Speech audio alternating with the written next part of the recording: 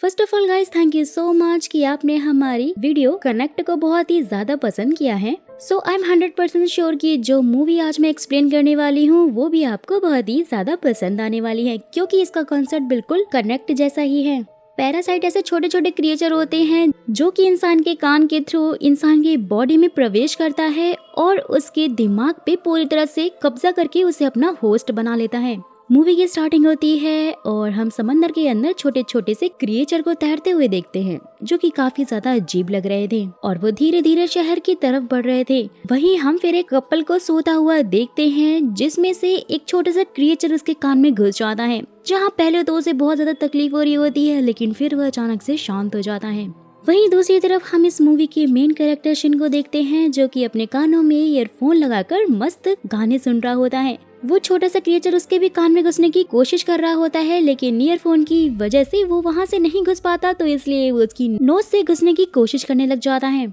Shin को बहुत ही ज्यादा अजीब लगता है और वो फटाक से उस क्रिएचर को बाहर निकाल कर फेंकता है। घबराहट में वो फिर उसे एक बुक से मारने लग जाता है, लेकिन वो क्रिएचर इतना ज्यादा शातिर था कि वो उसके हाथ के थ्रू उसकी बॉडी में घुसने लग जाता है। शिन बहुत ही बुरी तरह से डर गया था और इसलिए वो अपने ईयरफोन से ही अपने हाथ को बांध लेता है ताकि वो क्रिएचर उसकी बॉडी में ना घुस पाए। शोर वोर सुनकर उसकी मॉम भी वहाँ पे पहुंच जाती है और जैसे ही वो शिन को चेक करने लगती है तो उसे तो वहाँ पे कुछ भी नहीं दिखता। नेक्स्ट मॉर्निंग शिन को अपने हाथों में बहुत ही अजीब अजीब सी हरकतें फील हो रही होती हैं, जिसका जिक्र वो अपनी मॉम से करता है और उसकी मॉम भी उसे यही कहती है कि शायद तुम्हारी रात में नींद पूरी नहीं होगी और इसलिए तुम्हें ऐसा फील हो रहा होगा। वहीं दूसरी तरफ हम रात वाले उस इंसान को देखते हैं जिसके कान में क्रिएचर घुस गया था, जिसने कि अब उसके दिमाग को अपना होस्ट बना लिया था और उस आदमी ने तो अपने ऊपर उसका पूरा ही कंट्रोल खो दिया था। वो अपनी वाइफ के पास जाता है और उसे घूरने लग जाता है, जिसके बाद देखते ही देखते वो अपना पूरा मुंह खोल लेता है, जो कि गाइस बहुत ही ज्यादा डरावना लग रहा था, जिसे देखकर उसकी वाइफ भी काफी ज्यादा घबरा जाती है और वो अचानक से अपनी वाइफ का सर खा लेता है। वहीं दूसरी तरफ शिन जब अपने स्कूल जा रहा होता है तो वहाँ पर उसे उसकी बेस्ट फ्रेंड जोबो मिलती है, जो कि उसके साथ में शैतानी करने लग जाती है, जिसके लिए शिन भी उसे मना कर रहा होता है, लेकिन उसका हाथ तो उसके कंट्रोल में नहीं होता है और वो उसे गलत जगह छू लेता है। जोबो को बहुत ज्यादा गुस्सा आता है और इसलिए वो वहाँ से चली जाती है। शिन को तो वो समझ ही नहीं आ रहा था कि अचानक से उसके साथ में ये सब क्या होने लग गया है। जैसे ही शिन ने रेजर को उठाने के लिए नीचे झुकता है तो अचानक से उसका हाथ लंबा हो जाता है और जब वो बास्केटबॉल फेंक रहा होता है तो बहुत ज्यादा दूर खड़े होने के बाद भी वो बहुत ही आसानी से बास्केट में बॉल को डाल पा रहा था। शिन के साथ आज बहुत ही ज्यादा अजीब अजीब हरकतें हो रही थी और इसलिए उन्हें रिसर्च करने के लिए वो नेट पे चेक करने लग जाता है, लेकिन अचानक से वो अपने हाथ में एक आँख को देखता है। शिन एक ब्लेड से अपने हाथ को काटने की सोचता है, लेकिन राइट हैंड से अचानक से एक मॉन्स्टर बाहर आ जाता है और उसे बहुत ही बुरी तरह से डरा देता है, जो कि देखते ही देखते अचानक से एक बहुत ही प्यारे से क्रिएचर में कन्वर्ट हो जाता है। शिन बहुत ज्यादा घबरा चुका था, इसलिए वो रोते हुए उससे पूछता है कि आखिरकार तुम हो कौन। क्रिएचर को इंसानी भाषा नहीं आती थी और इसलिए वो शिन की बातों को ही रिपीट करने लग जाता है। क्योंकि वो क्रिएचर शिन की एक बॉडी के पार्ट का हिस्सा ही बन गया था, तो इसलिए वो हमेशा उसके साथ में रहने लग गया था और धीरे धीरे वो इंसानों के नेचर को समझने की कोशिश करने लग जाता है और उनके बारे में और भी जानने लगता है। वैसे तो इस मॉन्स्टर का मेन मकसद शिन के दिमाग पर ही कब्जा करना था, लेकिन उस दिन वो ईयरफोन लगाए हुआ था, तो इसलिए ये मॉन्स्टर उसके कान में नहीं घुस पाया था। मॉन्स्टर का नाम मिगी था। शिन के ये कहने पर कि मैं तुम्हें काट कर अपनी बॉडी से ही अलग फेंक दूंगा, मिगी उसे समझाते हुए कहता है कि हाँ, इससे मैं तो शायद तुम्हारी बॉडी से दूर हो जाऊंगा, लेकिन इससे तुम अपना राइट हैंड खो सकते हो। फिक्र मत करो, मैं तुम्हें कोई भी चोट नहीं पहुंचाऊंगा क्योंकि तुम मेरे होस्ट हो और इसलिए आज से हम दोस्तों की तरह ही रहेंगे। धीरे धीरे टाइम बीतता जा रहा था और मिगी शिन के जरिए बहुत सारी बातें इंसानों के बारे में सीख जाता है और यहाँ तक कि वो तो दूर रहकर भी मार्शल आर्ट के सारे फंडों को और सारी उनकी टेक्निक्स को समझ लेता है,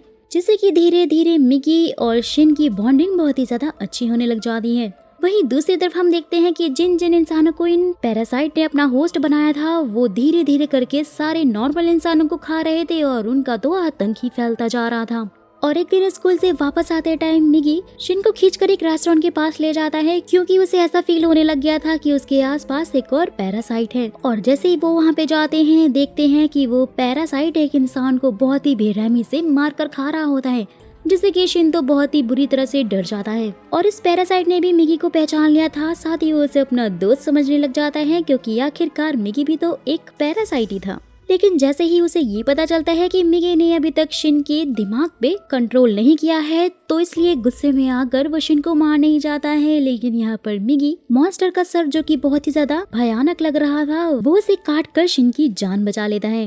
धीरे धीरे शहर में ये बात फैल चुकी थी कि लोग अचानक से गायब हो रहे हैं, लेकिन पुलिस समझ ही नहीं पा रही थी कि आखिरकार लोगों का इतनी बुरी तरह से मर्डर कौन कर सकता है। शिन के ये कहने पर कि मिगी को अपने साथियों को इंसानों को खाने से रोकना पड़ेगा, मिगी उससे ये कहता है कि जैसे इंसान अपना पेट पालने के लिए जानवरों और पेड़ों को काट कर खाते हैं, ऐसे ही पैरासाइट का खाना ह्यूमन होते हैं और वो सरवाइव करने के लिए ह्यूमंस को खाते हैं, तो इसमें तो कोई भी गलत बात नहीं है। नेक्स्ट डे स्कूल मीटिंग में मिगी को ये एहसास होता है कि उसके आसपास एक और पैरासाइट है, जो कि कोई और नहीं बल्कि उनकी न्यू टीचर नेगी है। नेगी भी भीड़ में खड़े हुए शिन को पहचान लेती है कि वो भी एक पैरासाइट है, जिसके बाद शिन सीधा नेगी से मिलने जाता है। वो उससे बहुत ही ज्यादा डर रहा होता है और नेगी उसे ये कह के समझाने लग जाती है कि तुम्हें मुझसे डरने की जरूरत नहीं है, मैं बस यहाँ पर इंसानों के बीच रहकर उनके बारे में जानना चाहती हूँ और उन पर स्टडी करना चाहती हूँ। साथ ही वो अपने 2 और साथी से मिलवाती है, जो कि पैरासाइट हैं, जिनमें सागा एक स्कूल का स्टूडेंट है, वही मिस्टर ये एक पुलिस ऑफिसर हैं। ये सब लोग एक नेटवर्क बनाकर इंसानों को स्टडी कर रहे हैं और एक्सपेरिमेंट के तौर पर नेगी मिस्टर ए के साथ में फिजिकल रिलेशन बनाकर उनके बच्चे की माँ बनने वाली हैं, जिससे कि वो उनके बारे में और अधिक जान सके। हैरानी की बात तो ये होती है कि उन दोनों के पैरासाइट होने के बावजूद भी उनका बच्चा एक इंसान है, जिसका साफ मतलब यही है कि वो लोग पैरासाइट होते हुए भी इंसानों के बीच में छुपकर रह सकते हैं, लेकिन सरवाइव करने के लिए उन्हें बीच बीच में इंसानों को खाते रहना पड़ेगा। जिसके बाद नेगी फिर मिगी को भी अपने नेटवर्क में शामिल करने के लिए बोलती है, लेकिन मिगी ने तो साफ इनकार कर दिया था। जहाँ से वापस जाते टाइम मिगी ने शिन को वार्निंग देते हुए ये कहा था कि तुम्हें मिस्टर ये से दूर रहना चाहिए, क्योंकि वो तुम्हें मारना चाहते हैं और एक पैरासाइट होने की वजह से मैं उनकी फीलिंग और उनके सारे इंटेंशंस को अच्छी तरह से पढ़ सकता हूँ।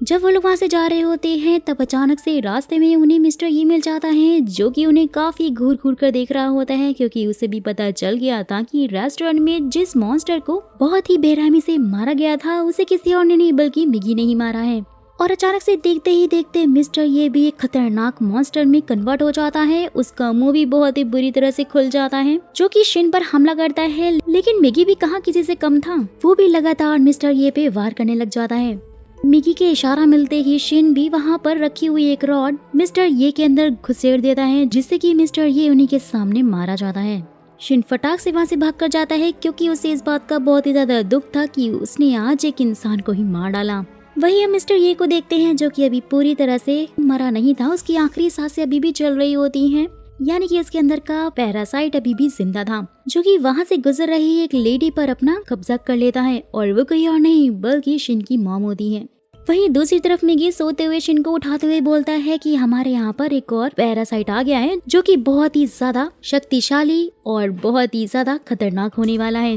जिसके बाद शिन भी उसे मारने के लिए चाकू से रेडी रहता है, लेकिन जैसे ही गेट खुलता है तो अंदर कोई और नहीं बल्कि शिन की मॉम आती है, जिसके अंदर मिस्टर ये का पैरासाइट घुस चुका था और अब वो भी एक मॉन्स्टर बन चुकी थी। जहाँ पर शिन बहुत ही बुरी तरह से रोते हुए बोलता है कि मैं अपनी मॉम को नहीं मार सकता हूँ। मिगी भी उसे समझाता है और कहता है कि अगर तुमने उन्हें नहीं मारा तो वो हमें मार देंगी, और देखते ही देखते फिर मॉम का सर भी बहुत ही बुरी तरह से फट जाता है, जो कि अब पूरी तरह से मॉन्स्टर बन चुकी थी, जो कि शिन के हार्ट में एक बड़ा सा होल कर देती है। शिन को वहीं पर मरता हुआ छोड़कर वहाँ से चली जाती है। शिन की बॉडी से बहुत ज्यादा खून बह रहा होता है, लेकिन नेक्स्ट मॉर्निंग वो बिल्कुल ही ठीक हो जाता है, क्योंकि मिगी ने उसे अपनी सेल से हील जो कर दिया था। मिगी का अब सिर्फ एक ही मकसद था, शिन की मॉम को ढूंढना और उसके अंदर मिस्टर ये के उस पैरासाइट को मारना। जिसके बाद वो लोग उसे बहुत यहाँ वहाँ ढूंढते हैं, लेकिन वो उन्हें कहीं भी नहीं मिलता। यहाँ तक कि नेगी भी इन सब में उनकी कोई भी हेल्प नहीं करती, वो भी उन्हें उसका पता नहीं बताती। वही एक दिन मिस्टर ये की बॉडी के पास से शिन के फिंगरप्रिंट्स मिल जाते हैं, और जैसे ही इन्वेस्टिगेशन करने के लिए वो शिन के पास आते हैं, तो वहाँ तो उन्हें कोई भी सबूत नहीं मिलता, तो इसलिए उन्हें वहाँ से जाना पड़ जाता है। वहीं अब शिन के अंदर भी मिगी की पर्सनालिटी आ चुकी थी, क्योंकि मिगी ने उसे अपने सेल से हील करके ठीक किया था, जिससे कि शिन का बिहेवियर अब पूरी तरह से चेंज हो चुका था। जहां वो पहले एकदम घबराया घूमता था, और अब वो एकदम पूरी तरह से निडर और बेखौफ हो चुका था, जिसे किसी का कोई डर नहीं था। शिन का बिहेवियर धीरे धीरे बहुत ही रूड होता जा रहा था, और एक दिन जब वो अपनी दोस्त के साथ मार्केट में घूम रहा होता है, जहाँ वो एक मरे हुए कुत्ते को उठाकर सीधा डस्टबिन में फेंक देता है। शिन का इतना ज्यादा इमोशनलेस बिहेवियर उसकी दोस्त को बिल्कुल भी पसंद नहीं आता, जिससे कि दोनों के बीच में झगड़े शुरू हो जाते हैं और वो उसे छोड़कर वहाँ से चली जाती है। वहीं फिर एक और बात सामने आती है कि जब मिगी ने शिन को बचाया था, उसके हार्ट को अपनी सेल से भर दिया था, तो वो थोड़ा सा वीक हो गया है और इसलिए मिगी को अब हर दिन 4 घंटे सोना पड़ेगा और ये नींद उसे कभी भी और किसी भी वक्त आ सकती है। लेकिन अगर इसी बीच शिन पर किसी मॉन्स्टर ने हमला किया तो उसका सामना शिन को अकेले ही करना पड़ेगा। वहीं नेगी के कहने पर एक पैरासाइट ने शहर के मेयर के ऊपर ही कब्जा कर लिया था, क्योंकि अगर मेयर ही उनके कंट्रोल में रहेगा तो धीरे धीरे करके वो सारे शहर को ही अपने कंट्रोल में रख लेंगे और उन सब के दिमाग पर पूरी तरह से कब्जा कर लेंगे। वहीं सागा ने भी शिन के ऊपर नजर रखने के लिए उसी के स्कूल में एडमिशन ले ली थी और एक दिन लैब में एक लड़की सागा के सर से एक बाल निकाल लेती है, लेकिन हैरानी की बात तो ये होती है कि उसके सर से बाल अलग होने के बावजूद भी वो हिल रहा था, जिससे कि वो लड़की काफी ज्यादा हैरान हो जाती है। और ऐसे धीरे धीरे उनकी सारी क्लास को ये पता चल जाता है कि सागा एक मॉन्स्टर है। सागा भी अपने असली रूप में आ जाता है और बहुत ही खतरनाक तरीके से उसका मुंह खुल जाता है, जिसे देखकर सारी लड़कियां जाकर छुप जाती है और वो धीरे धीरे करके सब पर अटैक करने लग जाता है। और उन सब के बीच में जोबो भी होती है, जो कि मौका पाते ही एसिड की बोतल उठाकर सागा के ऊपर फेंक देती है, जिससे कि सागा पूरी तरह से आउट ऑफ कंट्रोल हो जाता है और वो धीरे धीरे करके सबको मारने लग जाता है और वहाँ पे तबाही मच जाती है। शोरगुल सुनकर शिन भी घबरा गया था और वो भागते हुए जैसे ही ऊपर जाता है, इतनी सारी डेड बॉडी देखकर बहुत ही बुरी तरह से डर जाता है। लेकिन जैसे तैसे करके फाइनली वो अपनी फ्रेंड जोबो को बचा लेता है और उसे लेकर बिल्डिंग से कूद के वहाँ से भाग जाता है। नेगी ने भी सागा को देख लिया था कि वो तो पूरी तरह से आउट ऑफ कंट्रोल हो चुका है और ये सारी तबाही सागा ने ही मचाई है, तो उन सब का राज न खुल जाए इसलिए नेगी फिर उसे ब्लास्ट करवा देती है। लेकिन सागा फिर भी नहीं मरता और जैसे ही पुलिस वहाँ पर आती है वो धीरे धीरे करके उन सबको भी मारने लग जाता है। सागा पूरी तरह से बेकाबू मॉन्स्टर बन चुका था, जिसका खुद पर बिल्कुल भी कंट्रोल नहीं था। वहीं मैगी ने भी अब शिन को बता दिया था कि सागा स्कूल की छत पे पहुंच चुका है और उसने सब लोगों को मार दिया है, जहाँ पर शिन फिर अपना दिमाग लगाता है और एक धनुष बनाकर सीधा सागा के ऊपर वार करता है एक रॉड से, जिससे फाइनली वो मारा जाता है। जिसके बाद नेगी भी शिन को मिलने के लिए बुलाती है, साथ ही वो कहती है कि उसकी डिलीवरी का टाइम पास आ गया है, तो इसलिए वो अब अंडरग्राउंड होना चाहती है। लेकिन जाने से पहले वो शिन को मिस्टर ए की मॉम का एड्रेस देती है, क्योंकि मिस्टर ए ने अब उसकी माँ को ही अपना होस्ट बना लिया था। नेगी भी अब एक माँ बनने वाली है, तो इसलिए वो उसका दर्द पूरी तरह से समझ सकती है। जैसे ही शिन को वो एड्रेस मिलता है वो सीधा अपनी मॉम से मिलने के लिए पहुंच जाता है, लेकिन वो तो पूरी तरह से मॉन्स्टर बन चुकी थी, जिसमें मिस्टर ये का पैरासाइट घुसा हुआ था और वो उसके ऊपर हमला करता है। दोनों के बीच घमासान युद्ध चलता है, लेकिन फिर थोड़ी देर के लिए मॉम मॉन्स्टर पर कंट्रोल पा लेती है और वो शिन को मारने से उसे रोक लेती है और मौका पाते ही शिन फिर मॉन्स्टर की मुंडी को बीच से काट देता है। शिन ने अपनी मॉम की बॉडी से मॉन्स्टर को वहां से निकाल तो दिया था, लेकिन उसमें उस बेचारे की मॉम की तो जान ही चली जाती है, जिससे कि उसे काफी ज्यादा अफसोस होता है। वहीं जिस मेयर के ऊपर पैरासाइट ने अपना कंट्रोल किया हुआ था वो मेयर इलेक्शन जीत जाता है, जिसका साफ मतलब यही था कि अब पूरा शहर उसी की कंट्रोल में होने वाला है। वहीं एक स्पेशल टीम मॉन्स्टर और इन सारे पैरासाइट को मारने के लिए एक स्पेशल मिशन चलाते हैं, जिसका नाम था ह्यूमन लाइफ प्रोटेक्शन। नेगी से मिलने के लिए वो मेयर पहुंच जाता है और वही हम एक मिस्टीरियस आदमी को देखते हैं उनके साथ, जिसके अंदर गॉल नाम का पैरासाइट था, जो कि कोई और नहीं इन सब का लीडर होता है।